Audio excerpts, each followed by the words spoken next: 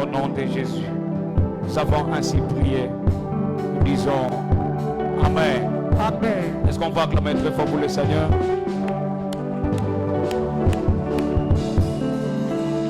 Je disais, est-ce qu'on peut acclamer très fort pour le Seigneur? Est-ce que tu peux le faire plus que ton voisin? Tu peux le faire plus que ton voisin, celui qui est à gauche ou à droite. Alléluia. Alléluia. Tu peux saluer quelqu'un à gauche et à droite. Dis-lui bienvenue dans la présence de Dieu. Salue quelqu'un, ne sois pas timide. Nous sommes dans la présence de Dieu. Dis-lui bienvenue dans la présence du Seigneur. Dis-lui quelques mots de bénédiction parce que toutes les salutations ne sont pas les mêmes. Il y a des salutations qui transmettent la grâce, la bénédiction, la puissance, tel que tu es en train de le faire. Le Seigneur est aussi en train de t'ajouter quelque chose. Salue cette personne, salue cette personne. Dis-lui bonjour, ça fait longtemps que je t'ai vu à l'église. Tu étais où? Pourquoi tu t'absentes souvent? Pourquoi il n'y a que toi qui ne viens pas pendant la semaine? Qu'est-ce qui ne va pas? Qu'il te raconte un peu pourquoi il ne vient pas souvent. Dis-lui pourquoi il ne vient pas au culte de 1 heure. Cette église, c'est son église. Conseille-lui un peu. Est-ce que tu lui as donné un peu de conseils? Alléluia. Rassure-toi que tu lui as donné de bons conseils parce que nous sommes à la maison de Dieu. Quand tu ne vois pas ton frère et ta soeur, rassure-toi que tu dois lui chercher et que tu l'as déjà trouvé parce que le Seigneur te posera la question. Caïn, où est ton frère Abel? Et je prie que le jour que Dieu viendra pour te poser cette question, que tu lui dises, il est à côté de moi à l'église. Amen. Alors je dis merci à Dieu pour la grâce et le privilège que j'ai de prendre ces micros ce matin. Et toute ma reconnaissance à mon père et à ma mère pour la grâce que j'ai, comme je le dis souvent, non pas seulement de prêcher, mais de naître de chaque jour, ils essayent de m'orienter dans ceci et cela. Et j'aimerais qu'on joigne nos deux mains pour célébrer la vie de nos très chers parents très fort. Est-ce que tu peux prendre tes deux mains, acclamer très fort pour Daddy, acclamer très fort pour Mom. Fais-le très bien, car tu n'en auras pas d'autres. Nous n'avons que ces parents que Dieu nous a donnés et ils sont formidables. Amen. Alors ce matin, j'aimerais que tu te tiennes debout. Nous allons lire un seul texte et le deuxième texte sera lu par le lecteur. Prends avec moi 1 Samuel chapitre 17, le verset 24 jusqu'au verset 25. Quelqu'un a sa Bible ouverte dans 1 Samuel? Si tu es assis, lève-toi. Nous faisons ça juste pour honorer la parole de Dieu. Samy, est-ce que tu peux nous accompagner? Apparemment, il m'a enfoui. 1 Samuel chapitre 17, le verset 24 jusqu'à 25. Est-ce que tu es là? Oh, mais ta voix est bas. Est-ce que tu es là? Yes. Voilà. On y va. Go. À la vie de cet homme, tous ceux d'Israël s'enfuirent devant lui et firent saisi d'une grande crainte. Chacun disait, avez-vous vu s'avancer cet homme? C'est pour jeter à Israël un défi qu'il s'est avancé. Si quelqu'un le tue, le roi le comblera des richesses et lui donnera sa fille et il affranchira la maison de son père en Israël. Amen. Daniel, tu nous prends...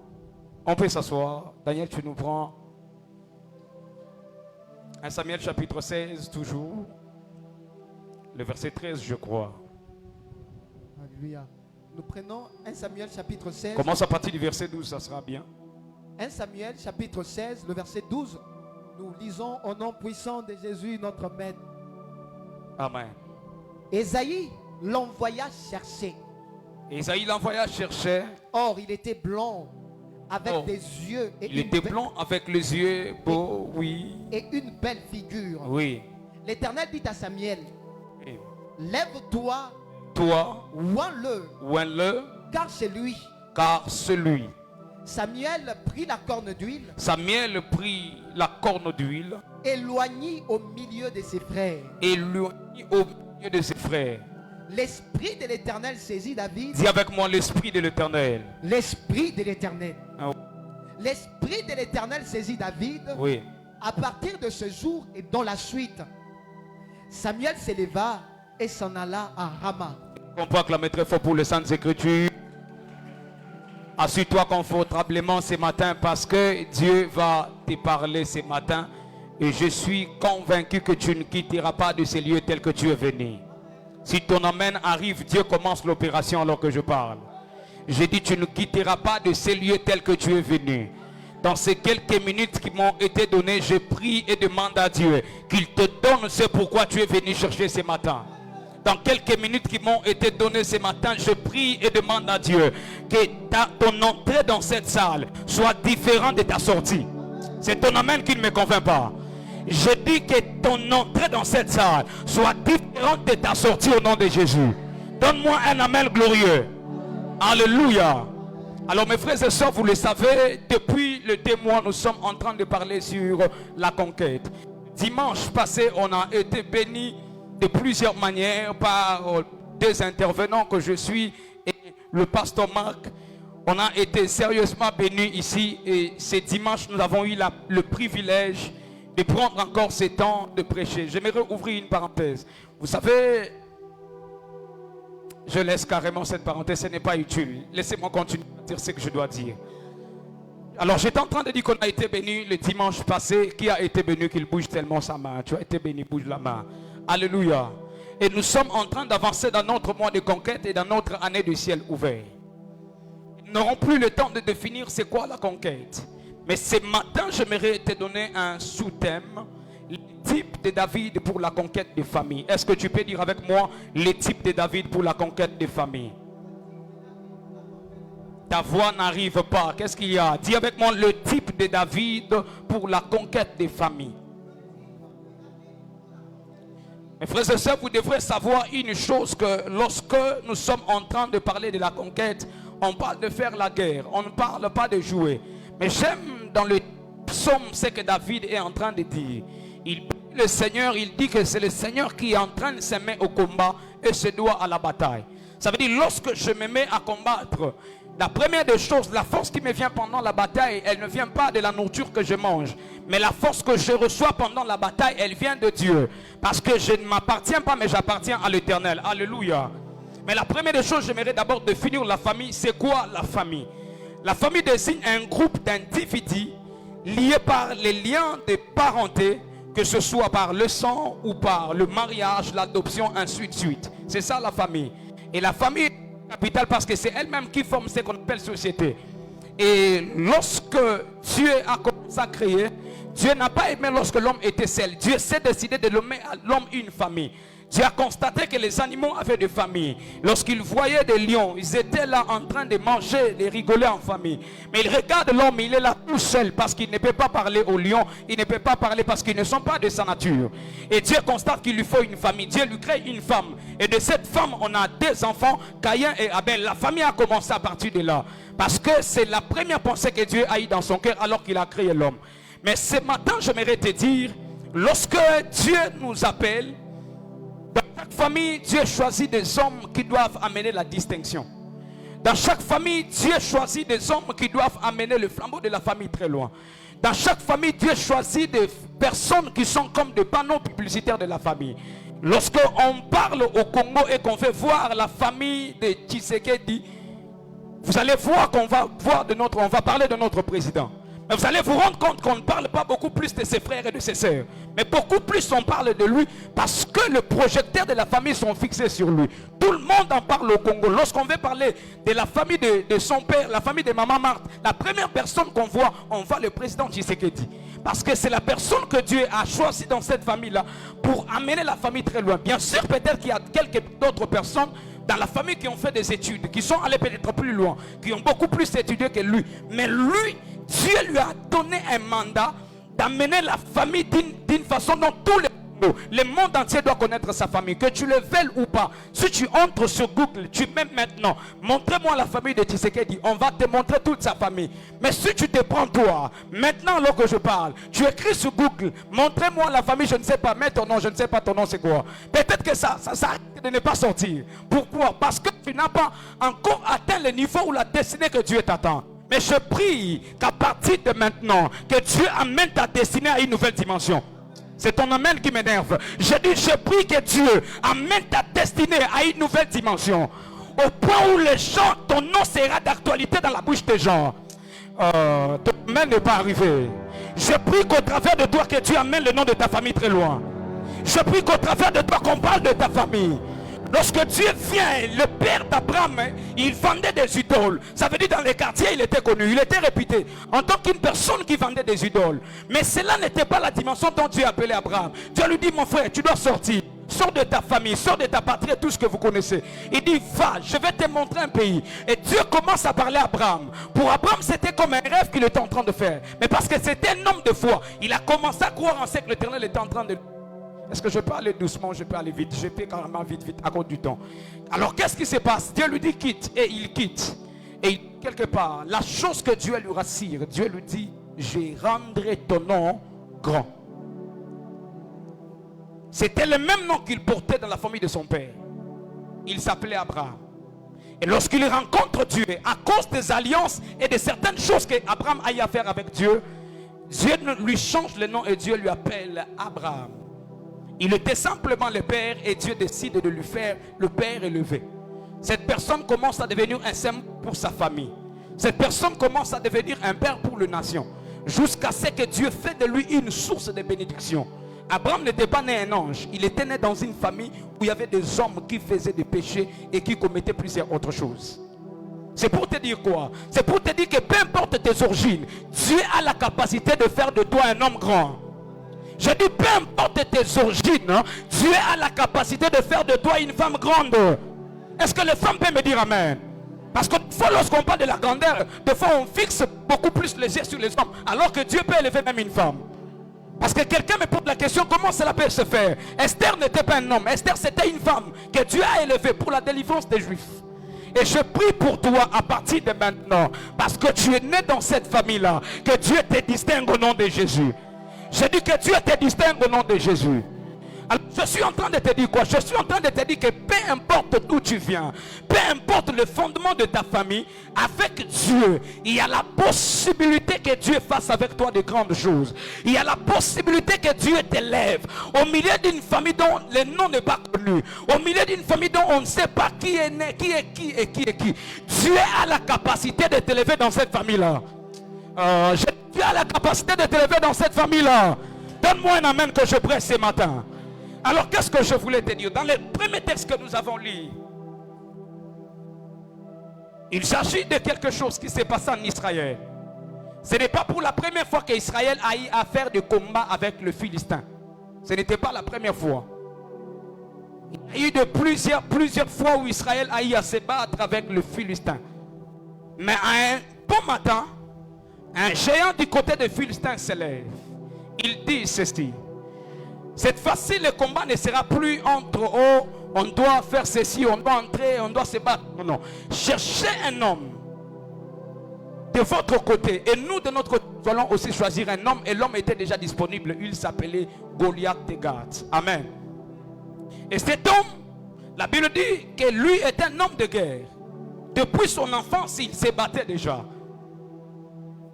Et la Bible déclare que pendant 40 jours, cet homme-là a commencé à crier dans le camp d'Israël. Il dit: envoyez-nous un homme, nous avons besoin d'un homme pour qu'on puisse se battre. S'il gagne, nous devenons vos subalternes. Si vous perdez, vous devenez nos subalternes et nous dominons sur vous. Et les risques a été engagés de toute une nation. Et tous les hommes de guerre de la famille de Saül que vous connaissez, de la famille d'Israël, même Saül était un homme de guerre, il ne s'est pas levé pour aller attaquer. Ils avaient peur pendant 40 jours. Et un bon matin, un jeune homme rentre de là où il était en train de travailler. Il trouve quelqu'un qui est en train de faire des grimaces. Il dit: qu'est-ce qui se passe? On lui explique qu'ici il y a ceci, il y a cela. La question de David, c'est celle qui m'intéresse. D'abord, avant que je ne parle de la question de David, au chapitre 24 que nous avons lu, il dit ceci: que cet homme, lorsqu'il était en train d'avancer, tout le monde avait peur. Tout le monde craignait. Il disait: mais est-ce que vous avez vu cet homme-là? Ça veut dire, dans le cœur de tous les soldats, de tous les 20 guerriers d'Israël, ils avaient peur en eux parce que Goliath les effrayait. Ils avaient peur en eux parce que Goliath était en train de le faire trembler. Mais il y a des gens dont dans leur ADN, ils n'ont pas peur des défis parce qu'ils sont nés pour relever des défis. Si c'est toi cette personne, donne-moi un amen que je prêche. Je dis, si c'est toi cette personne, donne-moi un amen que je te parle.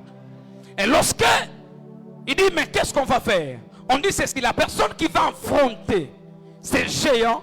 Le roi prendra le temps de donner sa fille en mariage. La deuxième des choses, le roi prendra le temps d'affranchir sa famille. Ça veut dire, si sa famille payait certains impôts, sa famille ne payera plus. Si sa famille avait certains problèmes liés, je ne sais pas, à l'électricité, SNEL et tout ce que vous connaissez là, sa famille ne payera plus. Leurs frères vont commencer à étudier gratuitement. Ils ne feront plus rien. C'est comme ça qui se passe à l'Est maintenant. Imaginez, un seul homme se lève. Il dit que moi je vais exterminer tous ces rebelles que vous connaissez là. Je vais les éliminer. Vous savez que les chefs de l'État ou le gouvernement peuvent les laisser comme ça. Le gouvernement prendra en charge leur famille. Prendra en charge tout ce qui se passe là. Tous ceux qui contribuent à la santé, à l'éducation. Parce qu'ils ont fait quelque chose. Et lorsque l'homme arrive et qu'il essaie de parler à son frère, il lui regarde. Il lui dit non, toi on connaît tes grimaces. Ferme un peu ta bouche. Cette histoire ne se concerne pas. Tu n'as que 17 ans d'ailleurs. Tu n'as pas l'âge pour ce genre de choses. Écoute, en matière de défi, il n'y a pas d'âge, mais il y a l'esprit. Tu n'as pas compris ce que je dis. Je dis en matière de défi, il n'y a pas l'âge, mais il y a le défi. Il y a l'esprit. Parce que si l'esprit est bien disposé, alors ce qui est devant moi, je peux le consommer sans problème. Est-ce que je parle à quelqu'un? Et lorsqu'il arrive et on commence à lui interdire. Le problème numéro 1, je commence par dire ceci. Lorsque tu sais que tu es le type de David et que tu es appelé pour relever le défi dans ta famille, pour conquérir dans ta famille, la première des choses que tu dois faire, il faut que tu rencontres Samuel. Parce que si tu ne rencontres pas Samuel et que tu pars rencontrer Goliath, Goliath te tuera. Parce que celui que tu as reçu devant Samuel, qui te donne l'assurance de te tenir devant Goliath. Il avait l'huile sur sa tête. C'est comme ça qu'il pouvait se tenir et lui enfanter. Alors ne fais pas l'erreur de te tenir devant Goliath si tu n'as pas encore rencontré Samuel. C'est ta rencontre avec Samuel qui te donne la victoire sur Goliath. Parce que c'est Samuel qui te oint et qui te choisit. Depuis ce jour-là, l'onction est venue sur ta tête pour que toi tu puisses élever le défi de la famille. L'erreur, c'est que lorsque le Samuel, le David veulent entrer en conquête, ils oublient qu'ils doivent aller chercher Samuel. Et des fois, Samuel vient vers eux. Ils ignorent que c'est Samuel que Dieu a envoyé pour qu'ils puissent les oindre. Écoute-moi, David. C'est vrai que tu peux être là en train de garder le troupeau de ton père. Mais Dieu ne t'appelle pas à la dimension du troupeau. Dieu t'appelle à la dimension de la royauté. Voilà pourquoi lorsque Samuel t'appelle, laisse tout ce que tu as à faire, suis-le. Parce que c'est entre ses mains qu'il y a la royauté. Je ne sais pas si les gens comprennent ce que j'ai dit. Est-ce que je peux avancer? Dis avec moi, avance prophète, que j'avance. Alors, numéro 1, j'étais en train de dire, il faut que tu rencontres Samuel, parce que si tu ne rencontres pas Samuel, la royauté, tu ne la toucheras pas. Tu n'entreras pas et tu ne vas même pas t'asseoir. Parce que c'est Samuel qui a entre ses mains l'huile qu'il te faut, afin que tu entres dans ta destinée. Ne te contente pas des troupeaux de ton père. Ne te contente pas des petites sommes que tu as maintenant. Mais il faut que tu rencontres Samuel, qu'il te donne l'onction de milliardaire, afin que tu entres là où Dieu te voit. C'est ton amen qui n'est pas arrivé. Donne-moi un amen que je prêche. Les choses que je suis en train de dire sont des choses très compliquées. Si tu saisis, ne fils que ça, c'est fini. Le message est changé. Le reste là, je peux ne pas les prêcher. Alléluia. Et lorsqu'il arrive là-bas, cet homme se prépare. Il commence à se préparer par rapport à la guerre. Et lorsqu'il arrive, il prend un fils qui c'est le pied.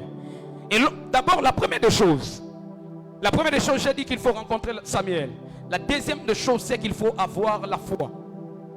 Parce que tu rencontreras Eliab, ton frère, qui te dira, ça ce n'est pas de ton niveau. Ce sont le genre de personnes, papa, l'un dans la famille. Lorsqu'il regarde une voiture passe, il dit, cette voiture ici, je vais l'acheter. Mais tu lui dis, comment est-ce que tu vas l'acheter tant que tu n'as ni boulot ni quoi? Il dit, moi je vais acheter. Il arrive, on propose des parcelles. Il dit, cette parcelle, elle est la mienne. Il arrive, on est en train de dire, mes enfants, Cette école ici, on paye 1400, 500 $, 5000 $. Il dit, moi, je vais envoyer mes enfants là-bas. Lorsque son frère regarde, il dit, est-ce que ces choses sont de ton niveau? Ce sont des personnes auxquelles, lorsque tu es avec eux dans la famille, il te parle de choses dont dans la famille, vous n'êtes pas en mesure de le faire. Mais qu'est-ce qui lui fait parler? C'est la dimension de la foi qui est au-dedans de lui.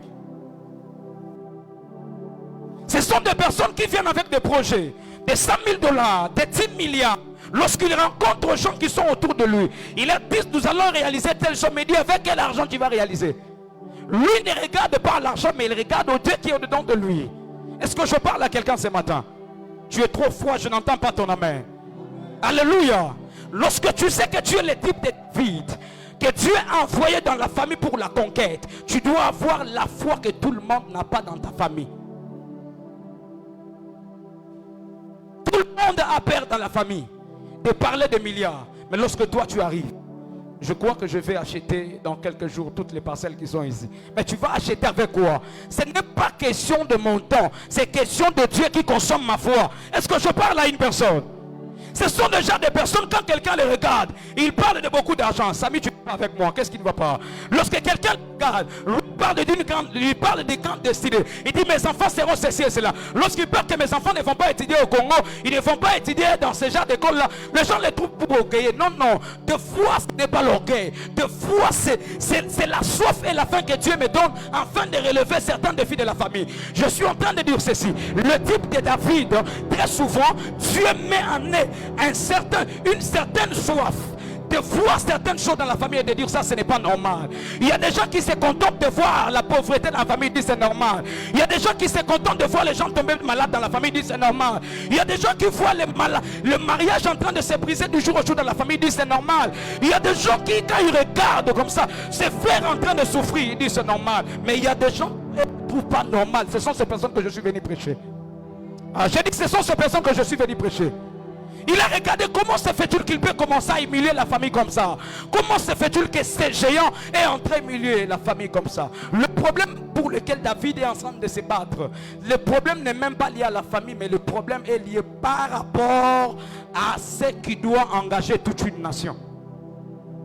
Je te dis ceci, chaque défi qui vient au-devant de toi, c'est une porte qui t'amène à la royauté.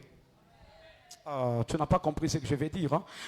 Chaque défi qui vient devant toi, c'est une porte qui t'amène vers la royauté. Voilà pourquoi tu ne dois pas avoir peur de certaines choses dans la vie. Lorsque tu sais que tu es le type de David et que Dieu t'a oint, l'huile sainte est sur ta tête, tu ne dois pas avoir peur des défis. Il dit que qui doit relever ces défis? Parce que tout le monde avait peur de Goliath. Mais lui regarde Goliath. Là où tout le monde voit un géant, lui il regarde Goliath, il le voit comme l'escalier qui doit l'amener à la royauté. Certains problèmes qui t'arrivent dans la vie, ce sont des escaliers que Dieu a mis afin de t'amener dans ta grande destinée.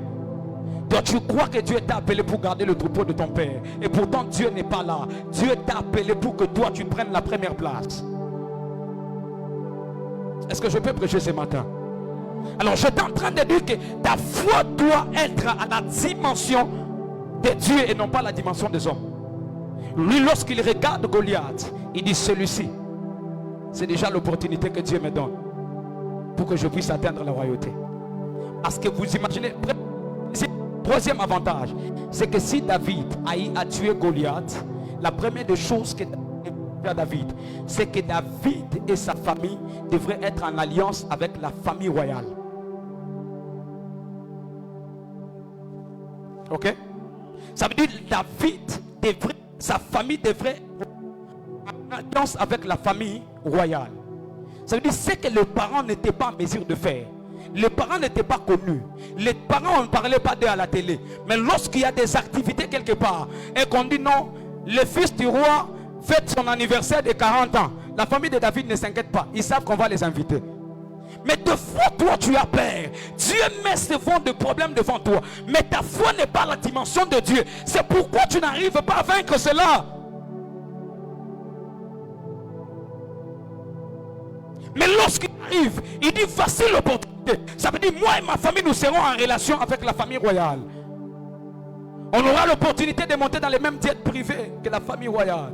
On pourra monter dans les mêmes avions que la famille royale.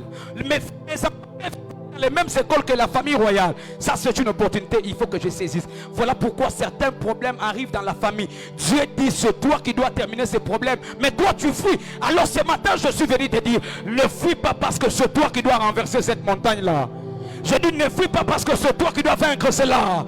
Ne fuis pas parce que c'est toi qui dois relever le défi. Ne fuis pas parce que ces problèmes-là t'attendent toi. Écoute, il y a des montagnes dont tout le monde ne sont pas capables de relever. Mais celle de Babel est capable de briser cette montagne-là. Il dit, qui est une grande montagne devant Zorobabel? Oh, je dis avec moi, qui est une grande montagne?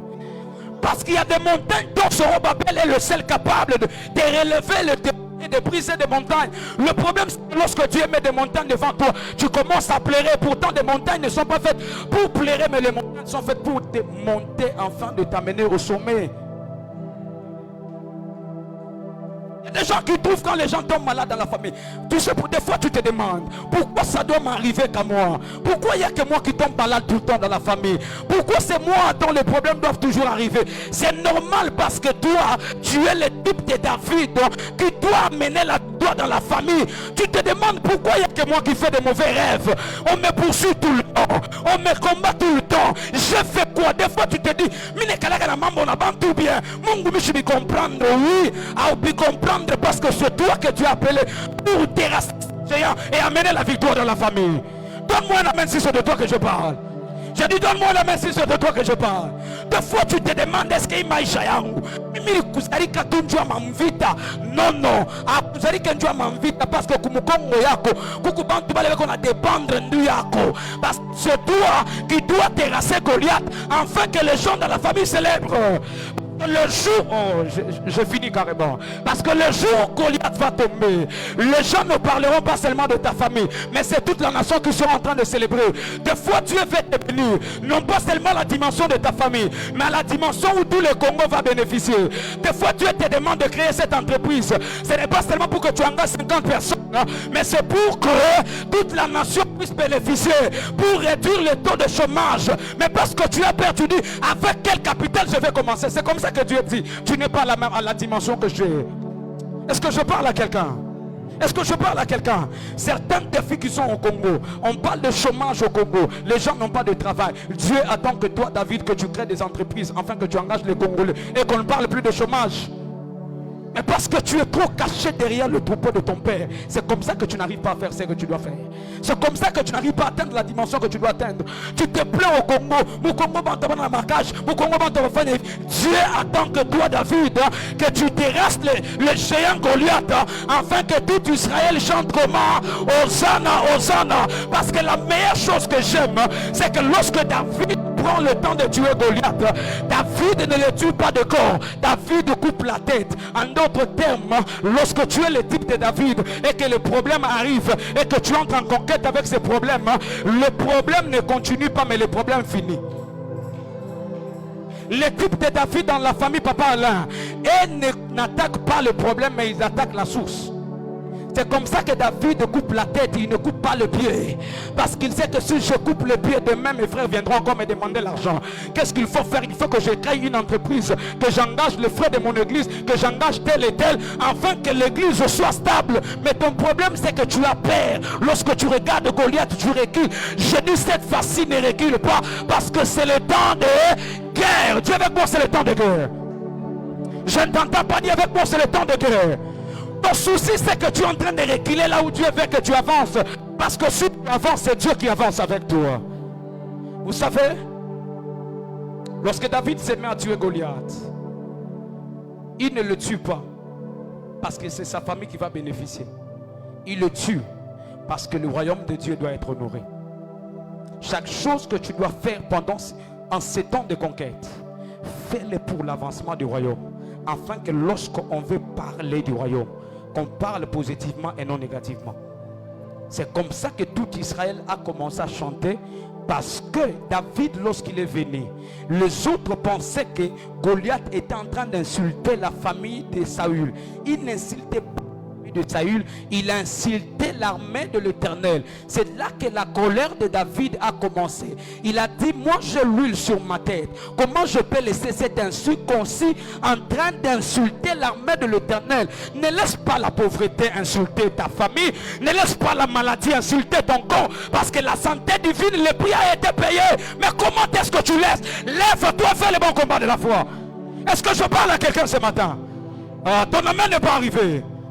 Il a dit, il a été humilié, frappé. Mais comment se fait-il que c'est toi qui dois encore entrer dans le même problème, dans la même maladie? Écoute, cette fois-ci, lorsqu'il viendra, n'aie pas peur, lève-toi, car tu n'es pas seul, mais l'Éternel est avec toi. Ton problème, c'est que tu n'es pas conscient de l'huile que tu as sur la tête. La Bible dit, ne faites pas du mal à mes prophètes. Ne touchez pas à qui? À mes rois. Et ne faites pas du mal à mes prophètes. Le prophète, c'est qui? C'est celui qui doit parler positivement sur sa famille. Qui dit ce que la parole de Dieu a dit à propos de sa famille, à propos de ses frères. Je lève ma main, je prophétise, je décrète et déclare. À partir de maintenant, dans chaque combat que tu vas entrer pour ta famille, que l'Éternel te donne la victoire au nom de Jésus. Je prie et déclare que dans chaque combat que tu vas entrer pour ta famille, que l'Éternel vous donne la victoire au nom de Jésus. Ce que j'aime, c'est que la Bible déclare que nous ne combattons pas pour la victoire, mais nous combattons dans la victoire. En d'autres termes, le ceinture est déjà entre tes mains, parce que le jour où on a amené Dagon dans la maison, le jour où on a amené l'arche de l'alliance dans la maison de Dagon, on a trouvé Dagon en train de se prosterner devant l'Éternel. C'est le jour où les Philistins ont perdu la bataille. Les Philistins n'ont pas perdu la bataille devant David le jour où David était en face de Goliath, mais le jour où Dagon s'était prosterné devant qui? Mais la bonne nouvelle que j'ai pour vous, c'est que nous n'avons pas le Dagon qui s'est fléchi devant nous. Le Dagon qui s'est fléchi devant Christ s'appelle la mort, le diable et le péché. La Bible est en train de déclarer, en lui nous avons la victoire. Et si celui qui nous fait triompher, alors dans chaque bataille que tu entres, tu as la victoire. Je dis dans chaque bataille que tu entres, tu as la victoire. Je prophétise, je décrète et déclare que voici la saison de victoire pour ta famille. Donne-moi le temps de prophétiser. Je dis, je prophétise, je décrète et déclare, voici la saison de victoire pour ta famille. Je lève ma main comme prophète et fils d'un apôtre. Je décrète et déclare, voici la saison de victoire qui vient de s'ouvrir. Oh la manto sukabayaka. J'aimerais que tu te lèves là où tu es. Tu vas commencer à prier et dire à Dieu, Seigneur, ce matin donne-moi la force de conquérir, la force de gagner les batailles.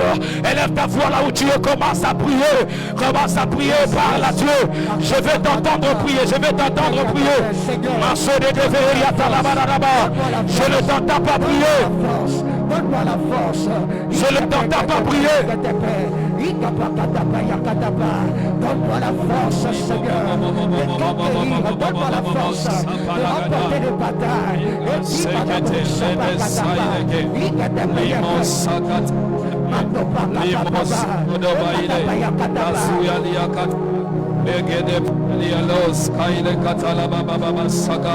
Donne-moi la force de conquérir. Donne-moi la force de faire la conquête. Dans le nom de Jésus. Amen. Est-ce que tu peux acclamer l'Éternel très très très fort? Et nous sommes en train de nous asseoir. Nous disons merci à l'homme de Dieu qui a permis que cette seconde partie puisse naître. Amen.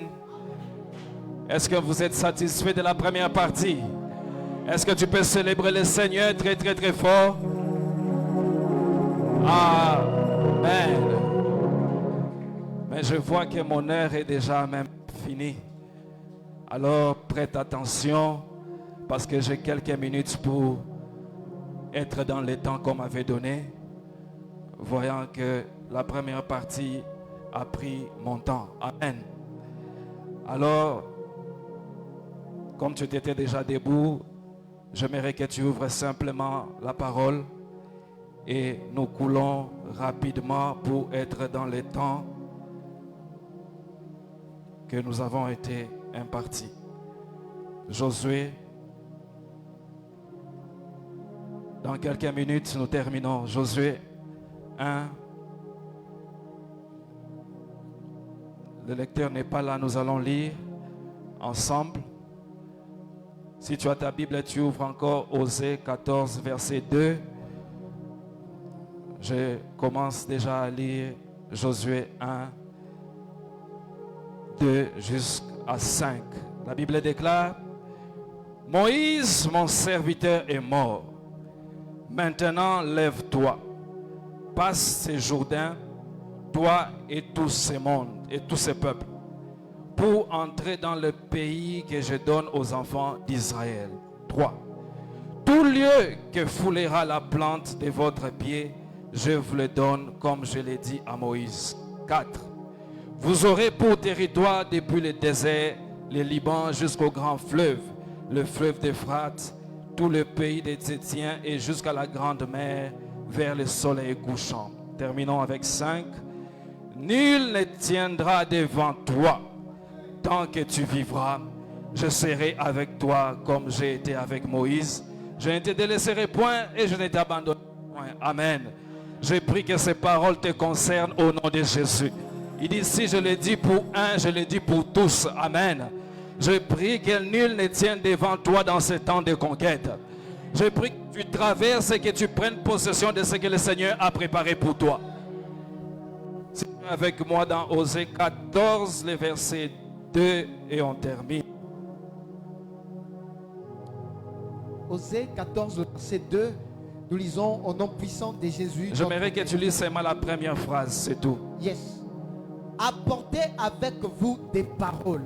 La Bible déclare: apportez avec vous des paroles. Dans d'autres versions, on dit amenez des paroles. Tenez ou soutenez-vous avec des paroles. Et j'aimerais juste donner ce petit thème qui dit: la parole, une arme de ta conquête. Amen.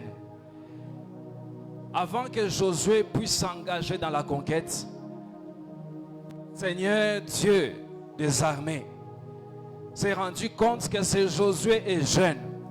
Il n'a pas encore la parole en lui. Alors avant qu'il s'engage dans la conquête, donne des paroles. Et avec ces paroles, il va faire la conquête. Il dit: nul ne tiendra devant toi.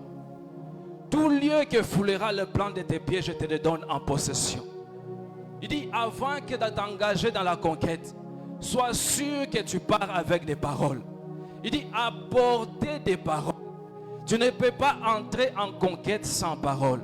Et on nous a rappelé que la conquête, c'est l'appel au combat. C'est l'appel à la guerre. Et j'aimerais te dire que la parole de Dieu, c'est l'arme qu'il faut pour détruire les camps de l'adversité. C'est l'arme qu'il te faut pour vaincre et vivre comme un conquérant. C'est l'arme qu'il te faut pour posséder la terre que le Seigneur a préparée pour toi. Il dit, c'est le plan de Dieu. C'est la volonté de Dieu que nous puissions faire la conquête. Parce que ce qu'il dit, ce qu'il a planifié, tu l'obtiens par un combat. Tu l'obtiens par la guerre. Tu l'obtiens par la conquête. Il dit, Dieu nous appelle à la conquête. Et dans cette conquête-là, tu dois préparer la parole. Parce que la parole de Dieu va te donner l'assurance dans le combat. La parole de Dieu va te donner la paix dans le combat. Et Josué, avant d'aller au combat, il a été préparé avec quelques paroles. Et j'aimerais te dire, dans ce temps de conquête, lève les paroles. Apporte les paroles dans la bataille. Apporte les paroles dans cette guerre-là. Et je te vois vainqueur au nom de Jésus. Je te vois vainqueur au nom de Jésus. Tout lieu que foulera le plan de tes pieds, je te vois posséder cela au nom de Jésus. Il dit, la guerre ou la conquête dans les règnes de l'esprit ou dans cette nouvelle alliance, c'est une conquête spirituelle. Josué allait se battre avec la main. Mais nous, la parole de Dieu dit, vous ne luttez pas, vous vous bagarrez pas, vous ne faites pas la guerre avec la chair et le sang. Mais vous faites la guerre avec l'esprit. Vous faites la guerre avec les dominations. Vous faites la guerre avec les autorités. Et avec les autorités, tu n'amènes pas ta force physique, mais tu amènes les paroles. Avec les autorités, les esprits méchants, tu amènes les paroles. Et c'est par les paroles que l'ennemi peut fuir. Il déclare, résistez-les avec une foi ferme. En d'autres termes, avec une parole pleine d'assurance. Et il fuira loin de toi. Je vois ces ennemis fuir au nom de Jésus. Alors que tu élèves les paroles, je vois les ennemis fuir au nom de Jésus. Il dit, la parole de Dieu, c'est l'arme qu'il te faut pour vaincre et récupérer ce qui est à toi. Lorsqu'on voit ce qui s'est passé dans les livres de Josué, nous reconnaissons qu'alors qu'il avançait vers Jéricho, il savait que parce que j'ai piétiné, parce que mes hommes ont piétiné, parce que les Égyptiens ont piétiné, je ne peux que posséder Jéricho. Je ne peux prendre Jéricho. Rien ne peut me nuire. Alors que tu avances avec les paroles, je vois ton esprit monter très haut, afin que tu résistes et que tu prennes ce que Dieu a préparé pour toi. Dans les terrains, dans la situation de cette maladie-là, n'avance pas avec ta force physique. N'avance pas avec les médicaments. Il dit apportez avec vous les paroles. Le prophète n'a pas dit apportez les chameaux, apportez les habits. Non, il dit apportez les paroles. Alors que tu apportes les paroles, c'est la solution à ce problème-là. Il dit dans la situation de la maladie, dans la situation de limitation, tu es enfant de Dieu. Apporte les paroles dans cette situation-là. Et je vois cette situation tomber au nom de Jésus. Il dit c'est les paroles qui ont fait tomber les choses. Et c'est les paroles qui ont permis à ce qu'il possède des possessions. La Bible déclare que tu es justifié par les paroles, tu es condamné par les paroles. En d'autres termes, à travers tes paroles, tu prends possession de ce que Christ a pris pour toi à la croix de Golgotha. Nous avons dit que nous allons célébrer sa résurrection parce qu'il est venu conquérir ce que Adam avait perdu. Et parce qu'il a perdu, Jésus-Christ l'a récupéré pour toi, Jésus-Christ l'a récupéré pour moi. Alors, conquis à travers les paroles. Qu'est-ce que les paroles que le Seigneur t'a données? Qu'est-ce que ainsi dit le Seigneur concernant ta vie? Qu'est-ce que les réma par rapport à cette situation-là que tu traverses? Avance avec les paroles. Est-ce que quelqu'un peut répéter avec moi? Avance avec les paroles. Avance avec les paroles. Contre cette situation, avance avec les paroles. Il dit, la parole de Dieu ne nous a pas été donnée simplement pour écouter. La parole de Dieu nous a été donnée pour l'utiliser. Et tu l'utilises, tu vois des résultats au nom de Jésus. Il dit, cette parole n'est pas donnée pour simplement l'écouter, mais pour le mettre en pratique. Mettre en pratique, cela veut dire l'utiliser. Et ainsi, la bouche aussi ne nous a pas été simplement donnée pour manger, mais la bouche nous a été donnée pour aussi déclarer cette parole de Dieu. Il dit, la bouche que tu as, ce n'est pas simplement pour manger, parce que tu es devenu un homme spirituel. L'homme spirituel gère les choses avec les paroles. La Bible déclare qu'il soutient la terre avec la parole. Ainsi, j'aimerais te dire une représentation des paroles que le Seigneur nous a montrées par la Bible. La Bible déclare que la parole de Dieu est une épée. La parole de Dieu est une épée. En tant qu'arme, si tu la laisses, c'est un instrument. Si tu laisses l'instrument, ça ne peut pas fonctionner ou ça ne peut pas faire des dégâts. L'instrument, tu dois l'utiliser. Ainsi, tu dois utiliser la parole de Dieu comme une épée pour terrasser, comme une épée pour aller récupérer ce qui est à nous. L'apôtre Paul dit, parmi les armures de Dieu, il cite les armures offensives, il cite aussi les armures défensives, des armures d'attaque. Alors qu'il cite l'armure d'attaque, il parle de la parole de Dieu. Dans Ephésiens 6, le verset 17, il dit, prenez avec vous l'épée de l'esprit, qui est la parole de Dieu. Il dit, c'est l'épée de l'esprit là qui va te permettre d'aller conquérir. Parce que dans la conquête, on ne part pas les mains vides. Dans la conquête, on part avec les armes. Ainsi, tu as l'arme que le Seigneur a préparée pour toi dans cette conquête. C'est la parole de Dieu. C'est les rémas que tu reçois. Ainsi, j'aimerais même t'informer. Chaque situation que tu traverses fera toujours référence à une parole spécifique dans la parole de Dieu par laquelle tu vas soulever et tu vas avancer. Retiens ce que le prophète a dit. Apporter les paroles. Il n'a pas dit apporter peut-être la chèvre, apporter les habits, non. Souviens-toi que la situation que tu traverses, tu dois apporter les paroles. Alors que tu apportes les paroles, c'est là où il y a ta victoire. Alors que tu apportes les paroles, c'est là où là tu vas résister. Et lorsque nous voyons comment Dieu, Jésus-Christ, résistait le diable, il a résisté avec les ainsi dit l'Éternel. La première fois qu'il était face à face avec le diable et qu'il a vaincu, c'était la guerre des paroles. Lorsque le diable donnait les paroles, Jésus-Christ aussi donne les paroles. Lorsque la situation s'élève, quelle est la parole que tu vas puiser dans la parole de Dieu pour que tu imposes le silence? Quelle est la parole que tu vas puiser pour que tu imposes cet arrêt-là? Il dit assez, c'est assez. Utilise la parole pour porter la victoire dans ta vie. Utilise la parole pour porter la victoire dans ta santé. Utilise la parole pour porter la victoire dans tes affaires. Apporte les paroles. Apporte les paroles. Et le prophète David, l'histoire qu'on nous a racontée, alors qu'il avançait vers Saoul et Goliath, il dit à Goliath que je suis prêt. Il dit au peuple que je suis prêt de m'affronter avec Goliath, parce que j'aimerais enlever la honte d'Israël. Alors qu'il avance, Goliath regarde, il dit non, vous m'avez envoyé un petit, vous m'avez envoyé un bébé, alors je vais l'écraser. Lorsqu'il voit David, il commence à l'injurier par ses dieux, à le maudire par ses dieux. En d'autres termes, il y avait affrontement des paroles avant qu'il soit d'abord main à main. Il dit, il est venu avec les paroles. Il dit, toi là, je vais t'écraser. Je vais te tuer aujourd'hui. David aussi prend, parce que la parole doit être relâchée. La parole doit être déclarée. David aussi vient. Il dit, moi aussi je viens contre toi. Au nom du Seigneur des armées, je vais aussi t'écraser. Mais ce qui me plaît, David dit quelque chose. Goliath le fait référence en disant, toi tu viens avec la fronde, la lance-pierre, mais moi je viens avec l'épée. Comment est-ce que tu vas faire? David dit, moi je viens au nom du Seigneur, et aujourd'hui je vais te couper la tête. Aujourd'hui je vais t'écraser. Et je pose la question à David. David, soyons sérieux. Tu viens avec la fronde et quelques pierres. Comment tu vas couper la tête? On coupe la tête avec l'épée. Et David étant un prophète, il savait que la parole de Dieu était une épée.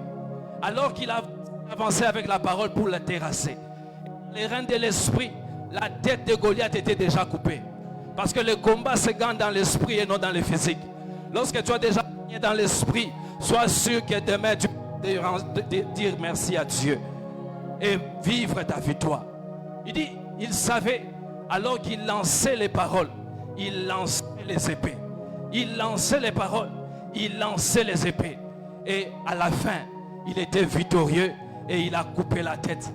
Je prie que tu coupes la tête de tes ennemis à travers la déclaration de la parole de Dieu, à travers ce qui sort de ta bouche, à travers la foi que tu as en Dieu, à travers les paroles. Il dit apporter les paroles. Qu'est-ce que tu apportes dans cette situation? David a apporté les paroles en disant aujourd'hui, avec Dieu, nous avons toujours la victoire. Je vais te couper la tête.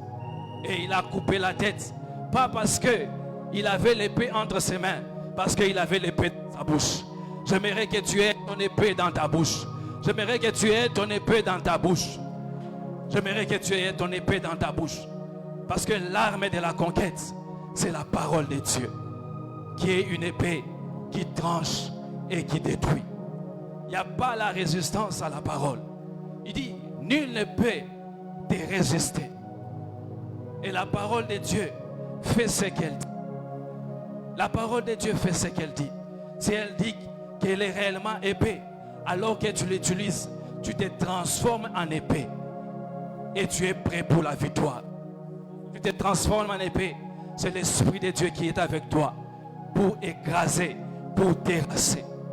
Il dit lorsque le diable est apparu à Dieu, à Jésus-Christ dans la montagne, il dit fais ceci. Jésus-Christ lui répond, il est écrit. Fais ceci, il est écrit. Nous voyons que la puissance de la parole de Dieu peut mettre à résistance la puissance du diable, la puissance de cette situation-là, la puissance de cette maladie-là qui peut s'élever dans ta vie. Ainsi, la solution, lorsque tu affrontes les diables, ce n'est pas mais la solution, c'est l'épée qui sort de ta bouche.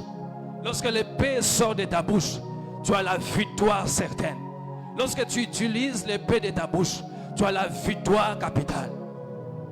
Jésus-Christ nous montre que par la parole, il a maîtrisé l'influence du diable qui voulait le séduire. Les situations qui viennent dans ton contre, c'est pour te mettre par terre. Mais tu as la solution, c'est l'épée de la parole de Dieu. Tu as la solution, c'est l'épée de la parole de Dieu. Ainsi, dans la bataille ou dans la guerre, ce n'est pas l'arme, c'est comment tu utilises l'arme. Parce que tu n'es pas de l'armée. On peut t'amener l'arme et on dit les M23 sont là. Tu vois l'arme, tu vois les M23, tu fouilles.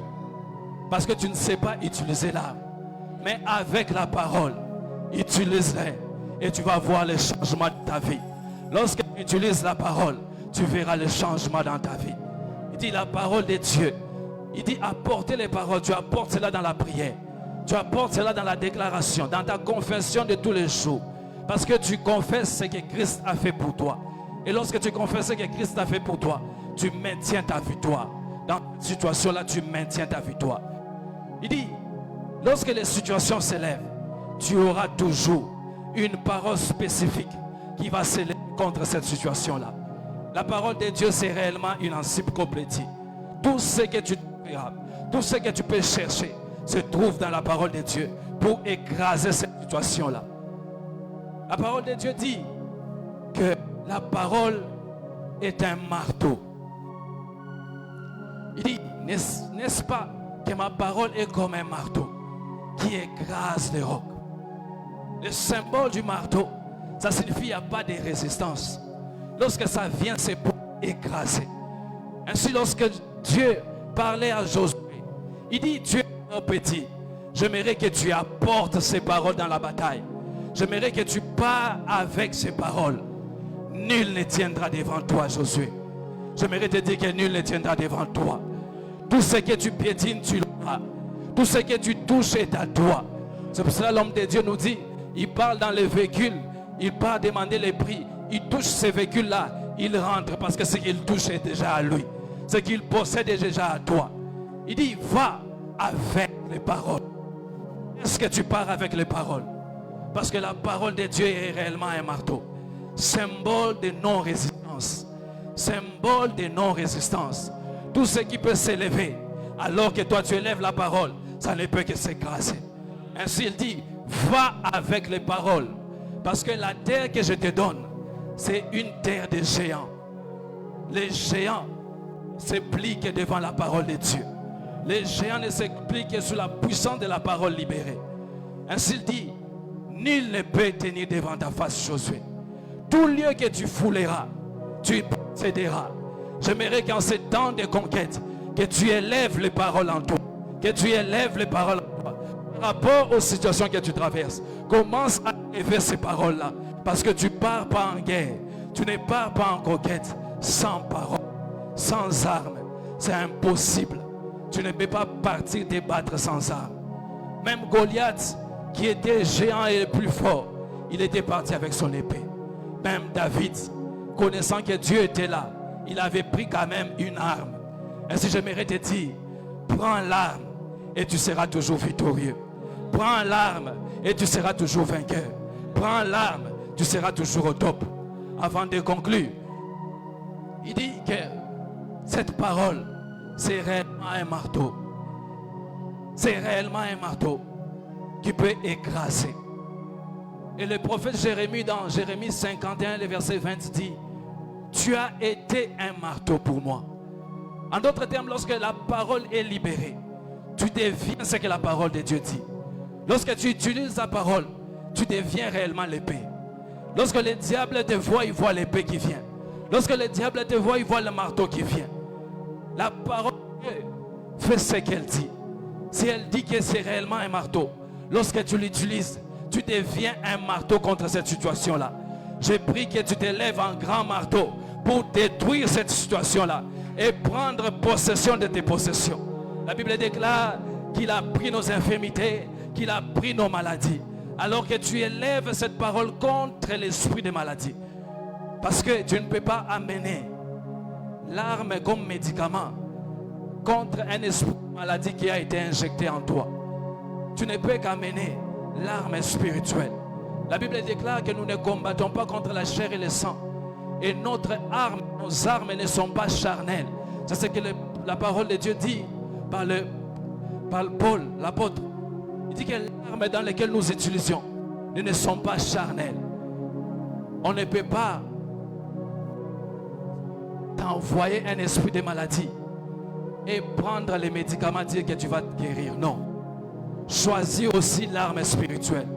Parce qu'ils t'ont envoyé une arme spirituelle, choisis aussi l'arme spirituelle. Et élève-toi. Va, conquis. Élève-toi. Sois conquérant à travers la parole de Dieu. J'aimerais que tu te lèves là où tu es. Que tu élèves encore les paroles. Afin que tu gagnes ce que le Seigneur a préparé pour toi. Dans cette situation de maladie-là, commence à dire, je récupère ma bonne santé. Dans cette situation de chômage, commence à dire, je récupère mon travail. Dans cette situation de manque, commence à dire, je récupère mon abondance. Dans le nom de Jésus, commence à élever les paroles. Commence à élever les paroles. Dans ces conquêtes, tu es obligé d'utiliser les paroles. Ainsi élève les paroles dans le nom de Jésus. Parce que tu es conquérant. Parce que tu dois vaincre. Parce que tu dois être au-dessus. Parce que tu dois triompher. Parce que tu dois avancer. J'avance avec les paroles. Rien ne peut me résister. Partout où je foule, je prends possession. Partout où je piétine, je prends possession. Personne ne peut me résister. Aucun esprit ne peut me résister. Esprit de chômage, je te jette au nom de Jésus. Esprit de maladie, je te chasse au nom de Jésus. Rien ne peut me résister. Rien ne peut me bloquer. Dans le nom de Jésus, je suis ce que Dieu dit que je suis. Je suis ce que Dieu dit que je suis. Dans le nom puissant de Jésus, j'avance en conquérant et je vainc. Est-ce que tu peux continuer utilisant la parole, l'épée de l'esprit qui est la parole. Come on. La parole. Dans ma famille, je suis une étoile qui doit briller pour changer la situation. Je ne laisserai pas la maladie humilier mon corps. Je ne laisserai pas le chômage humilier mon intelligence. Je ne laisserai pas l'oisiveté humilier mes actions. Je ne laisserai pas l'échec humilier ce que je fais. Au nom de Jésus, je prends autorité par la parole. Au nom de Jésus, je change la situation de mon mari, je change la situation de mon épouse. Dans le nom de Jésus, Karosa,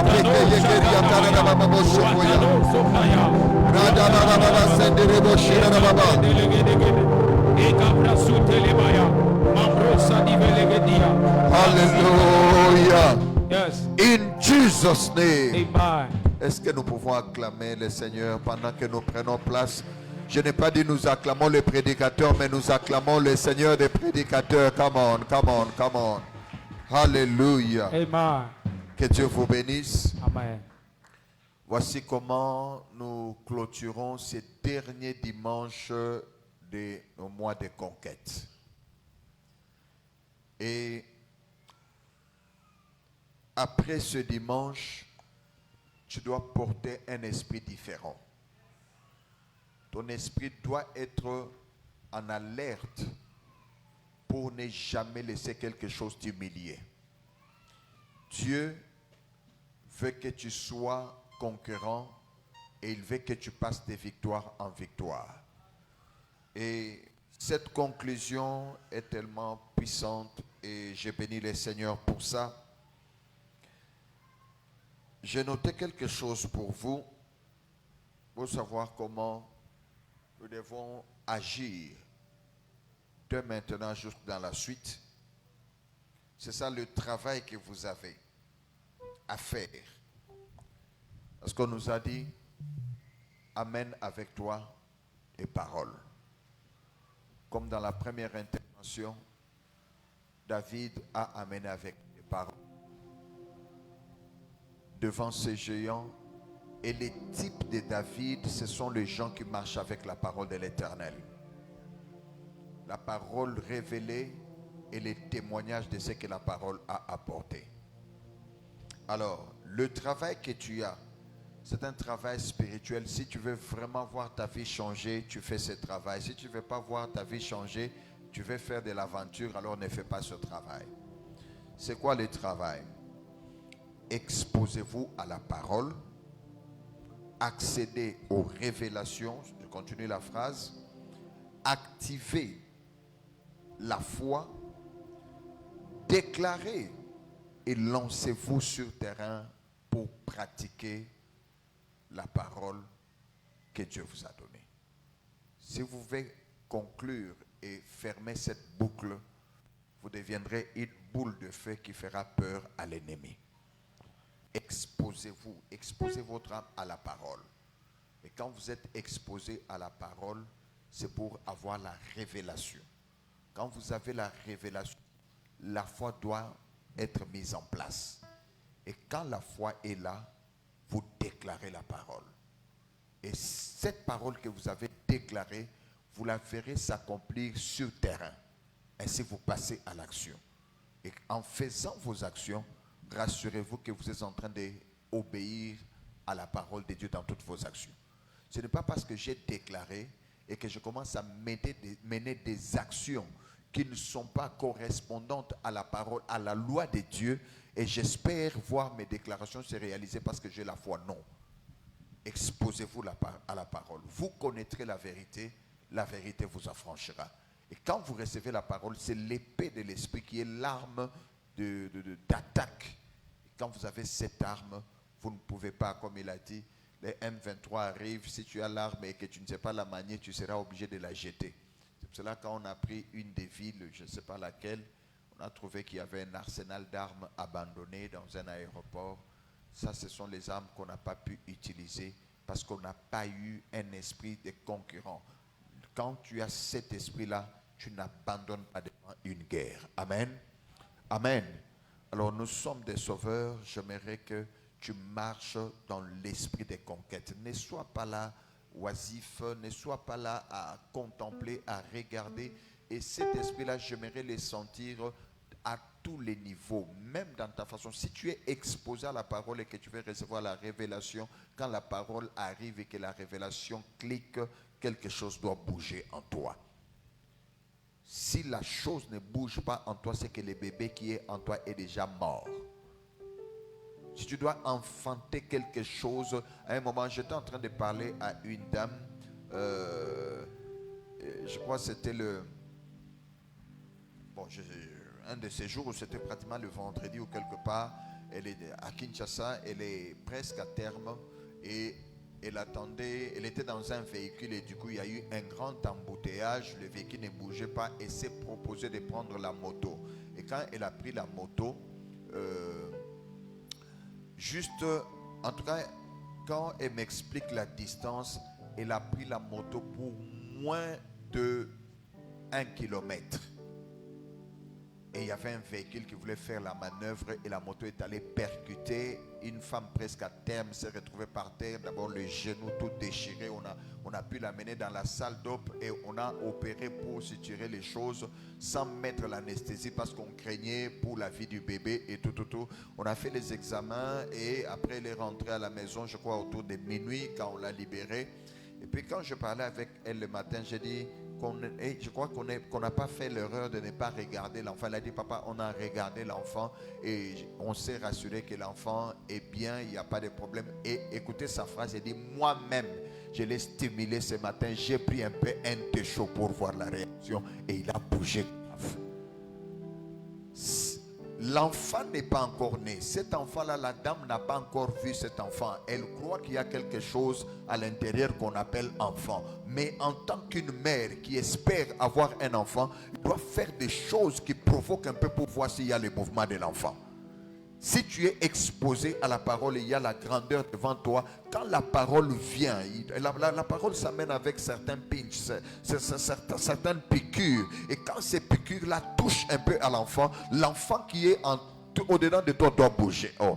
Je ne sais pas, je ne voudrais pas prêcher, mais c'est ça la réalité. Parce que quand Marie, après avoir entendu qu'elle a conçu par le Saint-Esprit, elle est allée voir Élisabeth.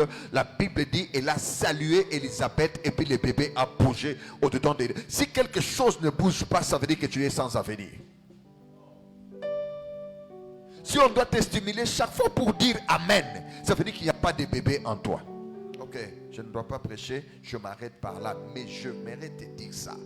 Quand on prêche, quand la parole vient, des choses doivent changer, des choses doivent bouger au-dedans de toi.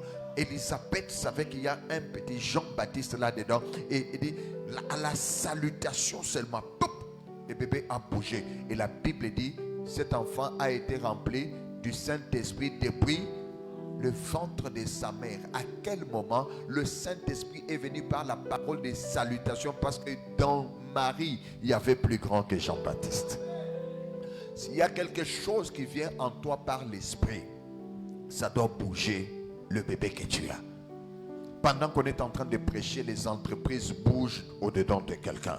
Pendant qu'on est en train de prêcher, les milliards sont en train de secouer les vies des gens et ils ne peuvent pas rester les mêmes. Ils se lèvent, ils viennent se connecter avec les offrandes. Pendant qu'on est en train de prêcher, il y a la grandeur qui est en train de venir dans la vie de quelqu'un et il dit un grand Amen. Et les gens qui sont à côté sont en train de se demander, mais pourquoi il dit Amen? Ce qui bouge au-dedans de moi n'est pas la même chose que ce qui bouge au-dedans de toi. Si toi, tu n'as pas quelque chose qui bouge en toi, garde à toi le silence. Mais nous qui avons des choses qui bougent, disons, nous sommes en train de dire des Amen, nous sommes en train de donner des offrandes, nous sommes en train d'acclamer le Seigneur, parce que ce qui bouge au-dedans de moi ne peut pas me laisser tranquille. Tranquillos. Tranquillos. Si ça laisse, si là-bas c'est tranquillos, il y a quelque chose qui ne va pas. Est-ce qu'il y a des gens qui sont enceintes de grandes entreprises ici? Est-ce qu'il y a des gens qui vont enfanter des milliards dans cette assemblée? Est-ce qu'il y a des gens qui vont secouer la vie de leur... Écoutez, il y a quelque chose de toi au milieu de ta famille qui doit... Pendant qu'il parlait, j'ai dit à quelqu'un en esprit, j'ai commencé à prier là-bas. Écoutez, chacun a un flambeau. Je sais qu'il y a des David et des familles. Je sais qu'il y a des David, des familles. Il n'y a pas de problème. Mais dans une famille, il peut y avoir 3 David. C'est ce que les gens ne comprennent pas des fois. Dans une famille, il peut y avoir 5 David. Il suffit que quelqu'un, chaque David comprenne en quoi il est le David de sa famille. Il y a des gens qui vont stopper des maladies dans la famille, mais il y a des gens qui vont stopper la pauvreté dans la famille. Il y a des gens qui vont stopper la honte de... Oh, come on. Est-ce qu'il y a un David de la famille ici, un type de David dans sa famille qui me dise Amen, que j'entende? Si quelque chose bouge en toi, tu ne peux pas rester tranquille parce que tu as un flambeau que tu dois porter dans la famille. Il a dit, vous êtes la lumière du monde. Une ville située sur une autre colline ne peut pas échapper au regard. Laisse que ta lumière brille.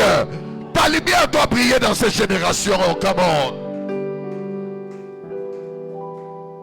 Je connais quelqu'un qui, quand on prêche, il enlève les chaussures. Je connais des gens qui dénouent leur cravate parce que quelque chose est en train de bouger au-dedans de toi. C'est pour cela, une femme... Un jour, je suis allé, j'accompagnais une femme qui devait accoucher. Elle a oublié qu'elle était ma grande soeur.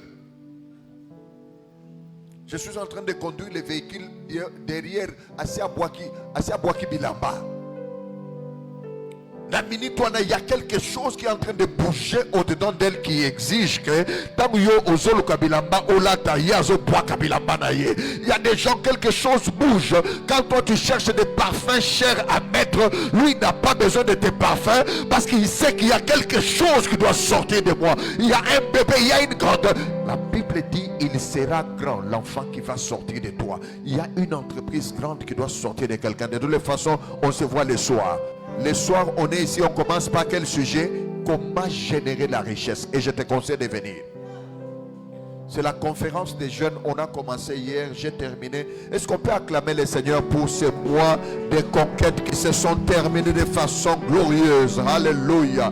Acclame très bien le Seigneur. S'il y a quelque chose qui bouge en toi, si tu crois que tu es devenu un invincible, acclame très bien le roi des rois. Alléluia. Amen. Dis à ton voisin, voici comment nous avons fini le dernier dimanche des conquêtes. Dis à ton voisin. Alléluia. Toi qui nous suis en ligne, que le Seigneur te bénisse et que tu sois aussi un conquérant. Pars avec cet esprit. Aucun défi ne doit te faire peur. Aucun défi ne doit te faire peur. Une des choses que je vais parler le soir, parce que hier j'ai commencé, nous avons parlé des concepts, et aujourd'hui nous commençons par comment générer les richesses. Et une des lois principales pour ça, c'est la loi du potentiel. Il y a un toi que tu dois être, mais que tu n'es pas encore. Il y a un toi que tu dois être, mais que tu n'es pas encore. Et si la mentalité des concurrents, tu vas avancer, tu vas les devenir. Le monde dans lequel nous vivons, la circonscription dans laquelle nous vivons ne fait pas de cadeaux. Parce que c'est une circonscription rebelle aux lois de Dieu. C'est une circonscription qui a été déroutée du contrôle de Dieu. Et tous les jours, ils travaillent pour la dérouter davantage. Tous les jours, ils travaillent pour éliminer les lois de Dieu et imposer leurs lois. Si tu dois réussir dans ce monde, tu dois être un conquérant. Tu dois avoir la mentalité de la bataille. Je dis, tu dois avoir la mentalité de notre Dieu lui-même, Bazo Bengae, et l'ombe na bitumba. Alléluia. Quelqu'un nous a dit ici, si tu avais un enfant comme Dieu, chaque jour aux okende ko samba, parce que mutualela bitumba lokola nzambe azate. Alukaka bitumba ngoza, on l'appelle comment? L'Éternel. Mutualela bitumba lokola nzambe azate. Alors ndeni nyokoza la mwana nzambe olela na yo bitumba te. Oh pasteur, moi je n'ai rien fait aux gens et ils sont en train de me... Oui, le problème c'est parce que tu n'as rien fait. Fais quelque chose. Oh, je dis à quelqu'un, le problème c'est que tu n'as rien fait. Moi je n'ai rien fait. Les gens me détestent. Les gens me cherchent des problèmes pendant que moi je n'ai rien fait. Pourquoi tu ne fais rien? Pourquoi tu ne fais rien? Dis à ton voisin, ici nous sommes des guerriers. La façon dont tu le dis, tu n'es même pas. C'est pour cela, quand Goliath avait regardé David, il a méprisé. Il a méprisé parce que la définition de David, comme il disait là, il était comment? Il était roux, cheveux, si c'est blanc, beau de figure. Papa, n'habite pas beau de figure, mais ça l'a raté. Si tellement trop que l'onginanga s'est changé, je ne suis pas aussi beau de figure. Quand j'avance, le monde de l'opposition est déjà terrorisé parce qu'ils sont en train de regarder quelqu'un qui est plus qu'un pirate qui a fermé l'œil, quelqu'un qui est plus que le Satan qui a des cornes, parce que je ne laisserai pas ma bénédiction s'en aller ailleurs. Je ne laisserai pas ma famille être humiliée par le monde des ténèbres. Je ne laisserai pas mon entreprise tomber sous le coup de la faillite. Je ne laisserai pas mes finances reculer, parce que l'homme de bien laissera un héritage aux enfants de ses enfants. Je dois laisser quelque chose qui doit passer dans des générations futures. Dis à ton voisin, change de face. Oh, je ne sais pas si je parle à quelqu'un, mais quand tu regardes notre Dieu, il a une face bizarre.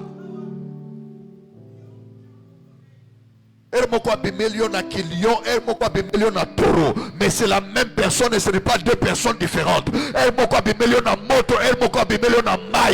il est toujours le même Dieu qui est le feu dévorant, mais qui est aussi l'eau de vie. Alors si tu as une face qui plaît à tes ennemis, c'est que tu n'as pas encore commencé. Je prie et je déclare, reçois l'esprit de guerre au-dedans de toi.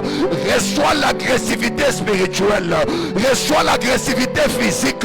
Reçois l'agressivité économique. Tu dois être un homme agressif dans les choses de l'esprit. Toutes ces choses-là où on doit te suivre pour t'exhorter que tu viennes dans l'église, c'est que tu n'as pas encore compris ce que tu es en train de chercher. Dans cette église, nous sommes de ceux-là qui sont conscients que la vie c'est un combat. Si je ne fais rien, on va me dominer. Alors je ne laisserai pas quelqu'un me dominer, parce qu'il y a des ténèbres tout autour. Ils veulent étouffer la lumière. Ma lumière à moi ne sera pas m'étouffer. Si ça me demande que je me lève à minuit, je me lèverai. Là où les autres sont en train de dormir, je peux vous dire bon sommeil. Mais moi, je n'ai pas de quoi dormir. Parce qu'on a demandé à Jacob, quel âge as-tu? La question était simple. Tu as quel âge? Il a dit, mes années ont été compliquées. Mes années ont été des années de bataille. Mes années ne sont pas les années de repos. Tant que je suis sur cette terre, je ne sais pas me reposer. Si tu donnes un peu de repos, un peu d'assoupissement, la pauvreté te surprendra. Je refuse d'être pauvre. Reçois un esprit agressif dans les finances. Reçois un esprit agressif au nom de Jésus-Christ. Les 2 mois sont venus pour nous changer de mentalité et nous devons être des tyrans. Les 2 mois sont venus pour nous changer d'attitude et nous ne devons pas dormir. Qui est l'équipe de suivi? Comme ça, quand on ne t'a pas suivi, tu ne viens pas à l'église, tu ne sais pas de quoi tu ne connais pas dans quel monde tu vis. Et ces gens-là, qu'ils attendent qu'on les suive. Bien aimé, tu es à la fin de ta vie et tu n'as plus la force pour changer les choses. J'ai regardé ma destinée aujourd'hui, j'ai plus de 50 ans. Ce n'est plus la même force que quand j'étais à 20 ans. Même dans la vie de prière, quand j'ai prié, j'ai changé de stratégie. Je ne comprenais pas quand les gens comme les papas ou les dépôts sont en train de dire, ils ont changé la façon de prier. Ils prient dans le silence. Il prie dans le silence. Et comment basculer dans ma casse à sens. Alors si tu n'as pas exploité ta force de déclaration quand tu étais déclaré, tu seras incapable de basculer dans la force d'imagination quand tu seras à l'âge d'imaginer. C'est pour cela que vous voyez d'autres personnes, ils prennent le micro, ils ne bougent pas tellement trop. Comme Teddy Jakes, à un moment, quand il était encore Jakes, il a fait une façon de parler. Mais dernièrement, il est en plein culte, pas à s'évanouir. Mais aujourd'hui, malgré qu'il ne bouge pas comme avant, mais un seul mot d'espoir dit quelque chose. C'est beaucoup de mots de celui qui a crié. Je comprends que si tu exploites bien ta jeunesse, alors tu pourras réussir. Est-ce que les jeunes sont là? J'ai regardé hier, j'ai dit, je suis le premier jeune de l'église. Qui est déjà vieux ici?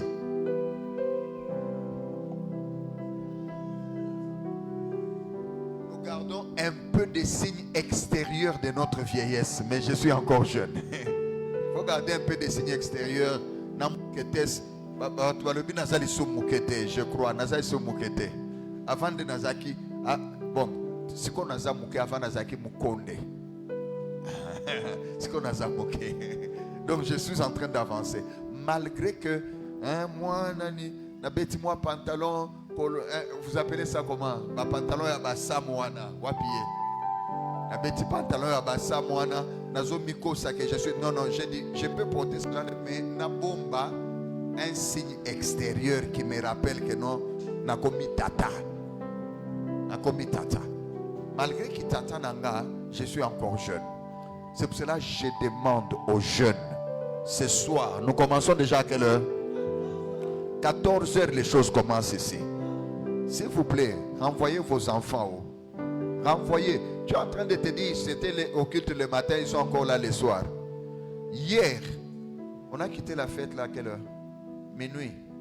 Papa, il était minuit. Je dis, qu'est-ce qui se passe? C'est là que j'apprends que non, ici c'est la coupe du roi. Je dis, mais c'est quoi ça? Papa, curieusement, naba soda au bassin la barrière. Na moni ba côté. Toye comme on a la barrière moko na s'africasse. Côté tout au outil. Parce qu'on avait amené un homme de Dieu avec qui on était au Bel Air ici. Papa, à quelle heure? Wapi bato batala qui match? Wapi bato batala qui match? Basawana. À quelle heure? Papa, minuit basawana na prolongation misoukan. Et ils n'ont pas somnolé. Mais quand on dit venez à l'église et venez encore, baranza vous discuter. Dis à ton voisin, mets le sérieux dans les choses de Dieu. Match est sali combien de 120 minutes hein? 120 minutes, 2 heures, pour tout parler. Baratebi. Hey! Mais awa, on dit quelque chose qui touche ton âme. Tu ne sais pas dire Amen. Amen, il faut qu'on te dise, dis Amen. Mais quand tu es devant le match, non, il joue avec ça.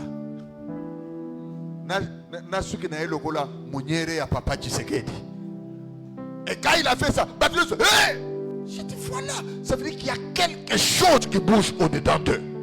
Cette passion-là devait être retrouvée 10 fois plus quand tu viens à l'église. Non, je dis, elle doit être 10 fois plus quand tu viens à l'église. Ou alors tu ne sais pas ce que tu chantes. Ok. Les soirs, je commence par comment générer la richesse et je vais terminer par la nature spirituelle de la richesse. C'est avec les jeunes. Et je vais accomplir ma mission au travers des jeunes. J'aimerais que parmi nous ici, comme je l'ai prophétisé hier, avant d'atteindre, il y a des milliardaires.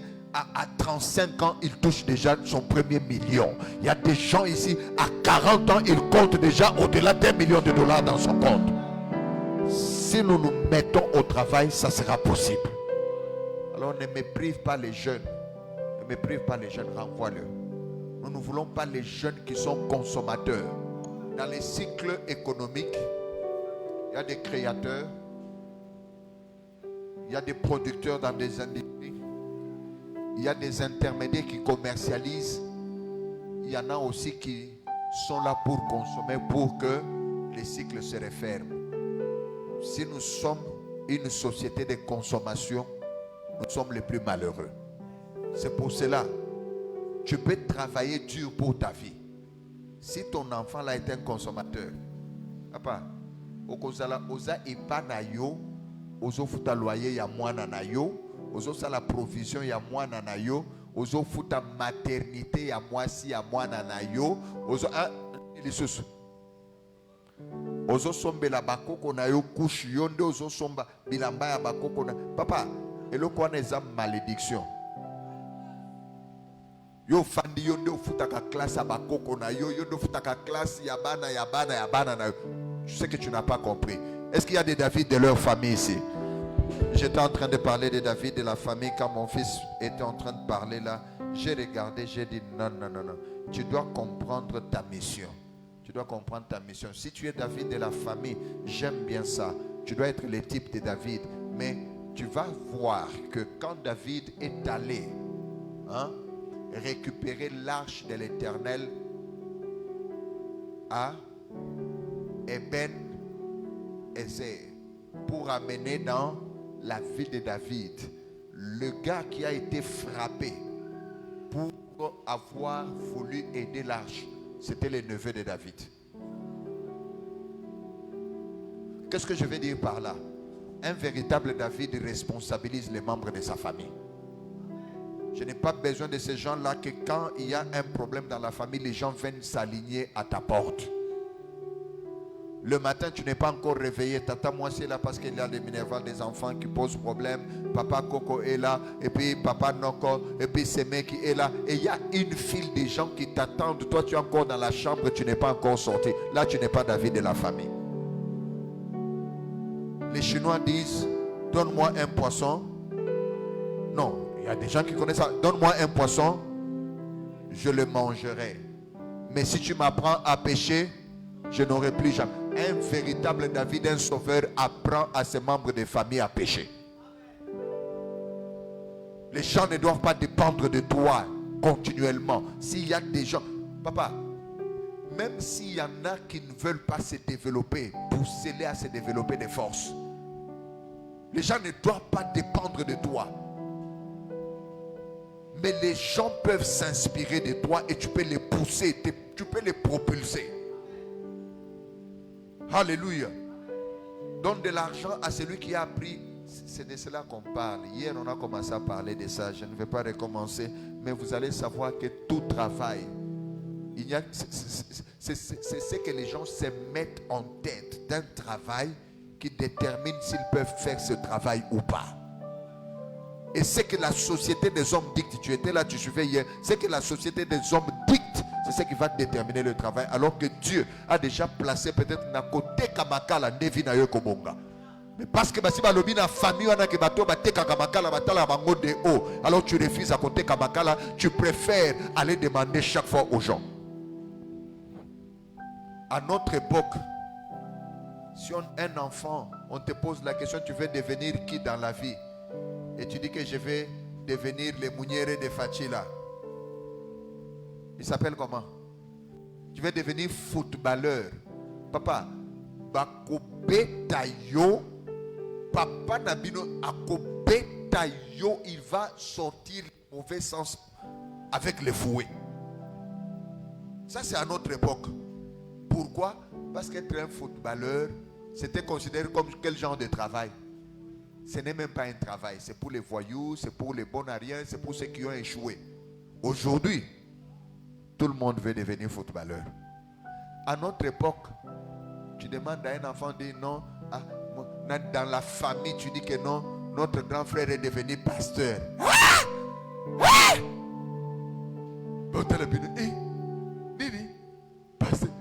On considère que quelqu'un Bachena Polytech, il a échoué, Bachena Médecine, il a échoué, Bachena Économie, il a échoué, Bachena Social, il a échoué, Bachena INPP, il a échoué, alors Akomata pasteur. C'était ça. Mais aujourd'hui, la fonction a changé. Le travail que tu négliges aujourd'hui, c'est par rapport aux informations que tu as. Et je te dis, il y a tous les travaux du monde que tu peux citer. Tu vas retrouver quelqu'un qui a gagné sa vie honnêtement par ce travail-là. Alors c'est question de mettre la mentalité que tu peux le faire honnêtement et changer ta vie. Est-ce que quelqu'un a aimé nos 2 mois de conquête? Non, est-ce que quelqu'un a aimé nos 2 mois de conquête? Beta Moulolo, Beta Maboko, Satan Ayoka Soni. Come on, come on, come on, come on. Hallelujah, hallelujah. Et que par ces gestes, l'esprit de conquête marche avec toi. Le dimanche prochain, nous avons notre culte. Je n'entends pas, parce que là, tu es en train de faire comme Moussaïfou. Maïcha Moukliso Aïnaya Bazaïfou. Est-ce que les gens qui sont vivants peuvent me dire, le dimanche prochain, c'est le dimanche? Oui, là, un peu, tu deviens un conquérant. Deviens un conquérant. Les élèves intelligents, dans la classe, ceux qui vont poser des questions, moi, messieurs, moi, messieurs. Moi, messieurs, moi, messieurs. Si tu te précipites à répondre à des choses qui concernent ton église, ça veut dire que tu es intelligent dans l'église. Dimanche d'action de grâce, nous allons avoir des invités particuliers. Je n'ai pas dit un invité, je parle des invités. Ils seront là les dimanches d'action de grâce et ils vont nous faire du bien. À cause de cela, s'il te plaît, tous les fouillards là, tu peux les aider. Amen. Tu peux aider tous les fouillards. Regarde un peu derrière toi. Regarde derrière toi. Tu as vu des vides. Tu as vu des vides. Maintenant, imaginez-vous que les jours où c'est plein, jusque toutes les chaises là c'est plein, on demande qui sont de nouveaux venus. Il n'y a pas de nouveaux venus. Peut-être toi tu ne connais pas, mais je vous dis la vérité. Les jours que cette église est remplie jusque là-bas, derrière là, il n'y a pas de place. Vous demandez combien de nouveaux venus? Pas de nouveaux venus. Ça veut dire que si tous ces gens reçoivent la mentalité agressive et ils comprennent la responsabilité spirituelle, ils commencent à venir cet endroit. Tu vas commencer à arriver ici à 9h, il n'y a plus de place pour t'asseoir. Qui veut que ce soit une église comme ça où c'est plein, il n'y a plus de place pour s'asseoir? Alors ce que tu dois faire, c'est que déjà le dimanche prochain, appelle autant de personnes de cette église que tu connais et tu les encourages à venir.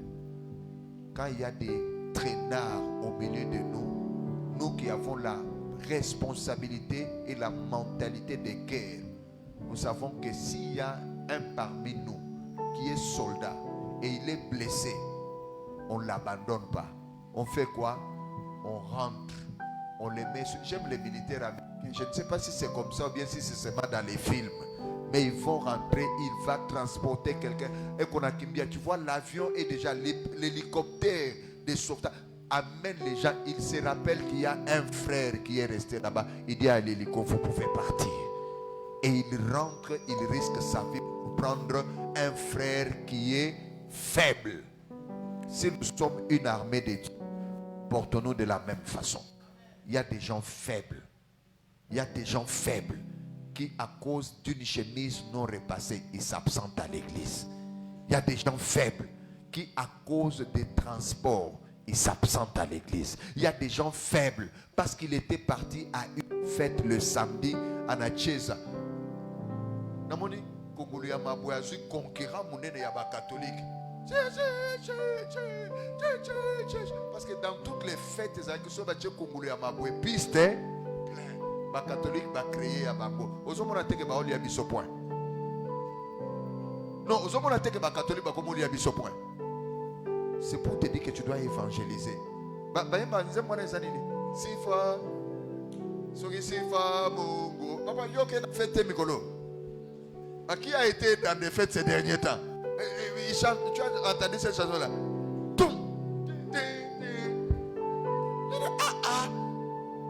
Avant, tu es comme ça. Ils sont dans un cercle. Mais si Fazolia succès, Mikolo grave. Alors, banda ko évangéliser, c'est la mwanda mwabato asifa anabaya avant balia bisobatu. OK? Donc évangéliser, amener des gens ici, remplissez les lieux. Remplissez les lieux. Comme on remplissait ces lieux. Tous les faibles là qui à cause du fait qu'il est allé à une fête et il s'absente, faut leur dire que c'est mauvais.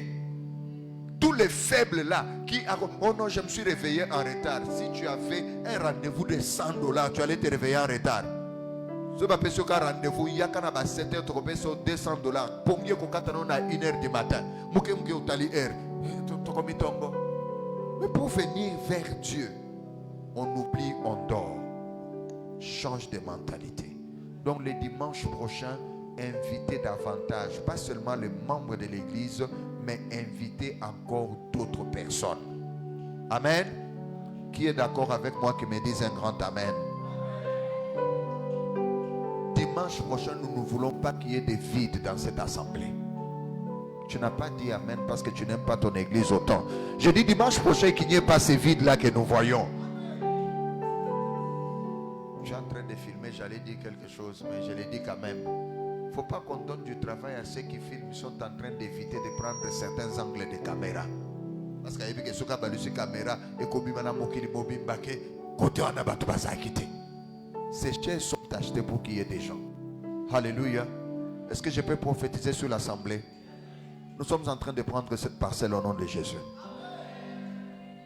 Ma question est que quand on la prend demain, qu'on construise un temple de combien? C'est ça la question. On construit un temple de combien? Parce qu'on est capable de monter 5 étages et mettre 5000 personnes ici. On peut monter à 10 étages. Maintenant, quand on va prendre la parcelle, on va construire un temple de combien? Quelqu'un peut me répondre? On prend la parcelle demain. Et on se donne l'objectif que Zion Fest de l'année prochaine, c'est dans notre temple en marbre, avec des cristals, avec des plafonds compliqués, l'accès avec l'informatique, tout. On va construire un temple de combien?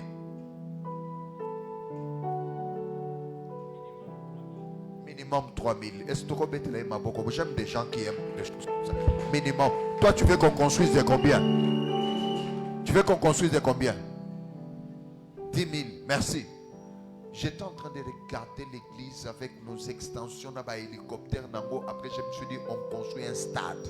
Et le stade là, c'est pour Zion Fest, Octobre Oracle et Décembre Cocktail. Quand c'est les 3 événements là, nous tunachanga beauté, mon stade.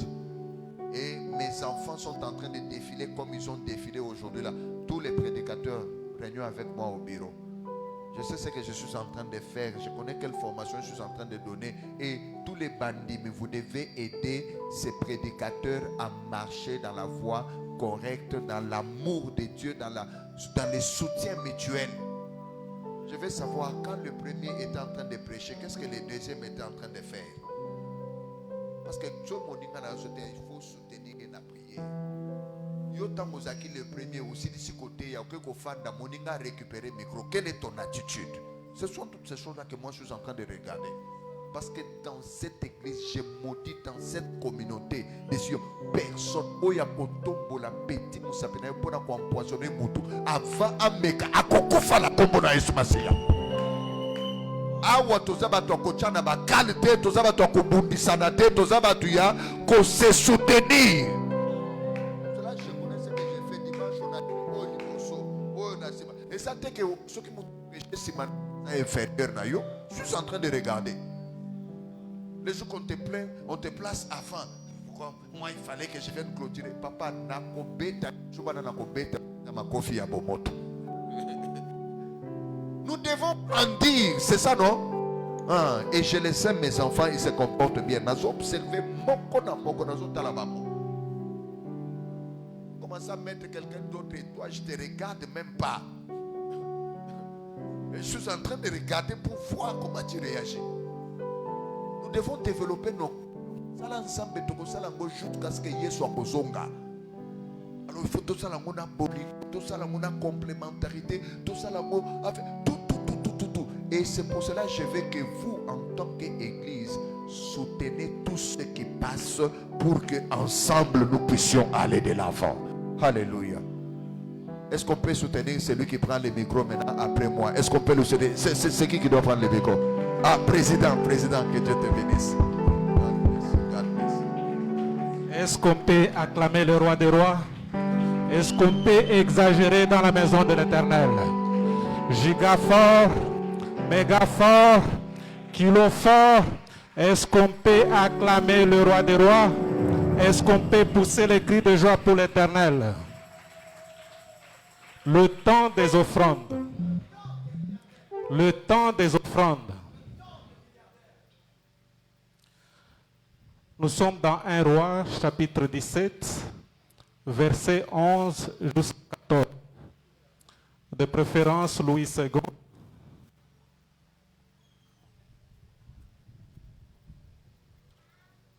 Yes.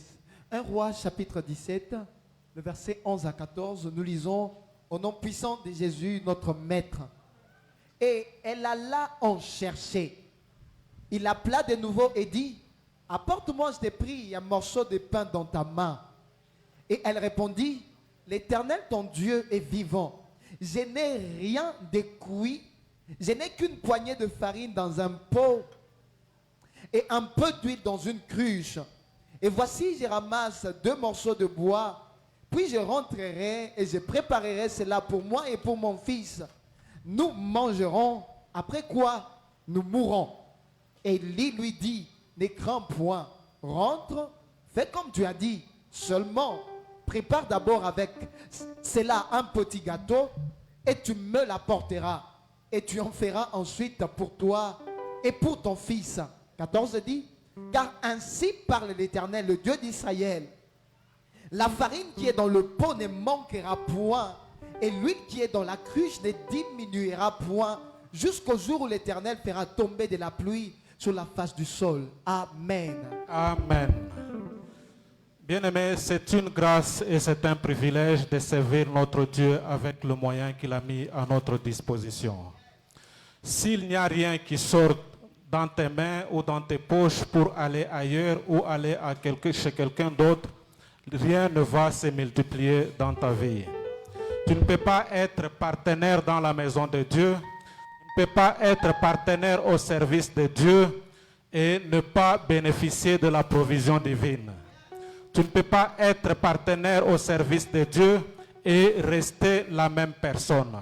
Lorsque nous mettons le peu de moyens que Dieu a mis à notre disposition,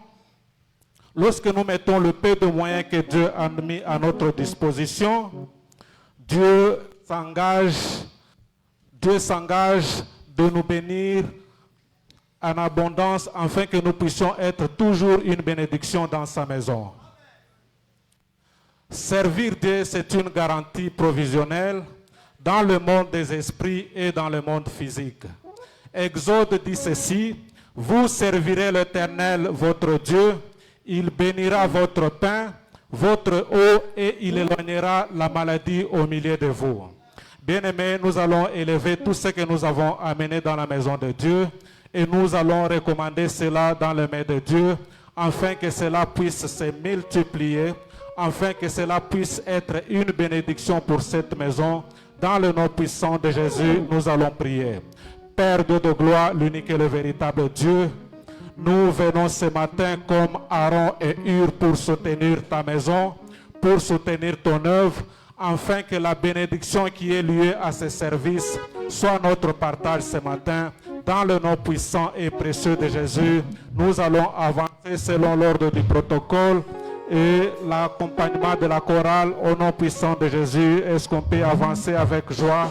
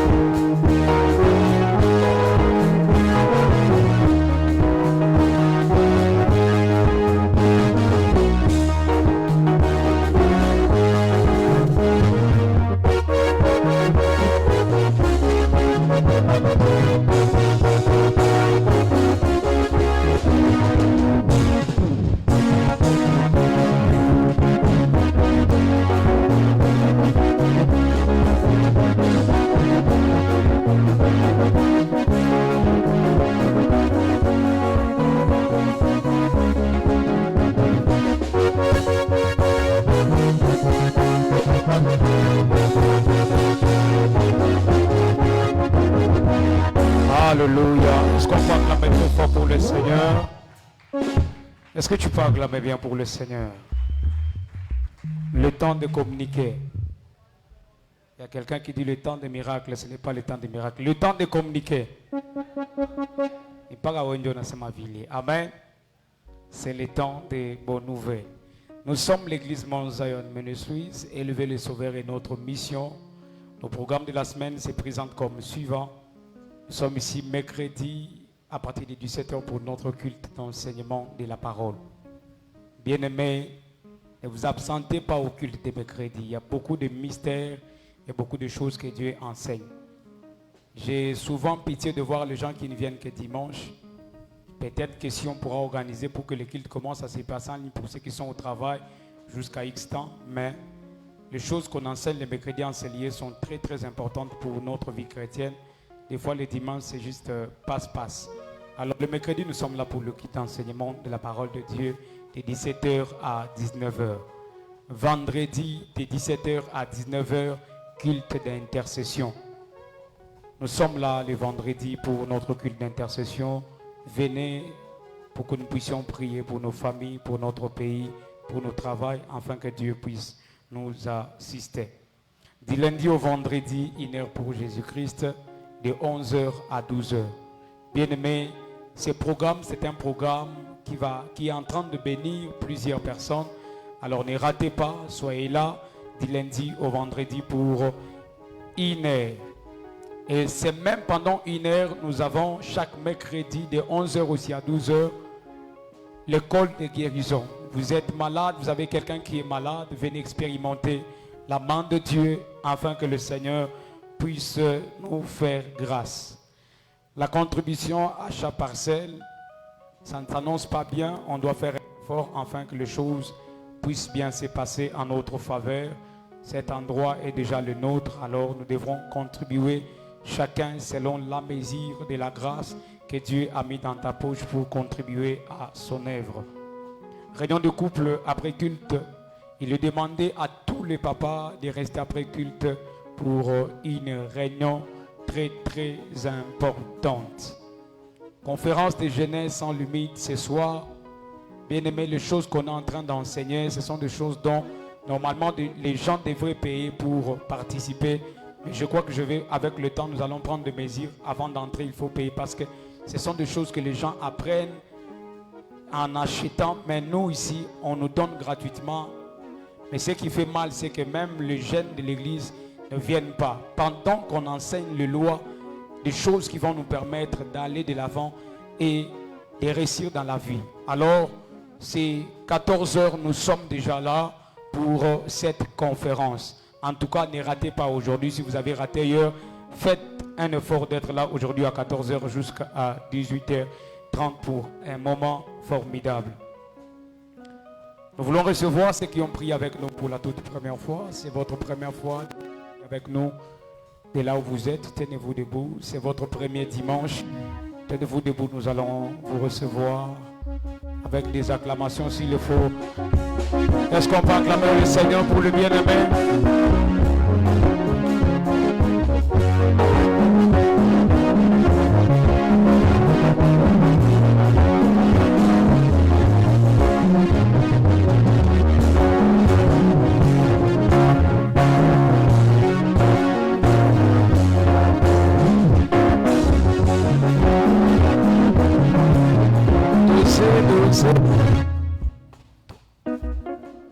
Bien-aimé, comment on vous appelle et qui vous a invité dans notre église? Shalom. Shalom, papa. Je réponds au nom de Frère Trésor. Personne ne m'a invité, mais seulement qu'il y avait un jour, j'ai passé ici. Il y avait culte. Je suis entré et j'étais vraiment touché par rapport aussi à la prédication. C'est pour cela que j'avais pris la décision de venir aujourd'hui le matin. Alléluia. Est-ce qu'on peut...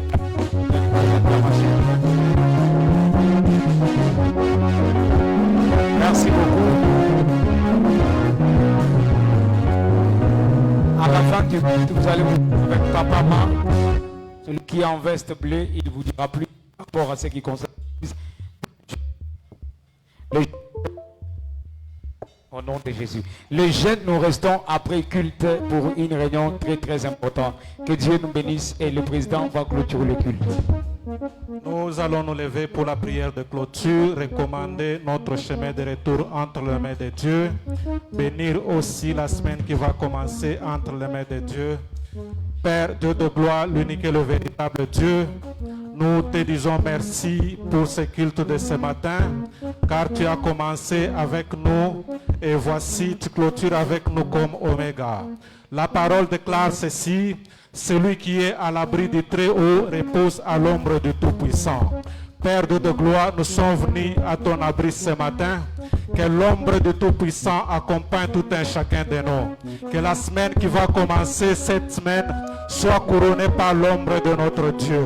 Que l'ombre de Jésus nous accompagne ce matin. Que l'ombre de Jésus nous accompagne la semaine qui va commencer. Oui, le bonheur et la grâce, oui, le bonheur et la grâce m'accompagneront tous les jours de ma vie et j'habiterai dans la maison de l'Éternel jusqu'à la fin de l'éternité. Est-ce qu'on peut saluer le voisin qui est à gauche et le voisin à droite pour la gloire de notre Dieu?